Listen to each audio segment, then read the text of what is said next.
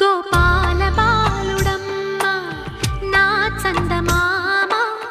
పదే పదే చూసుకున్న తనివి తీరదమ్మ రారా కన్నా కడుపారా కన్నా నా చిటికెలు వింటూ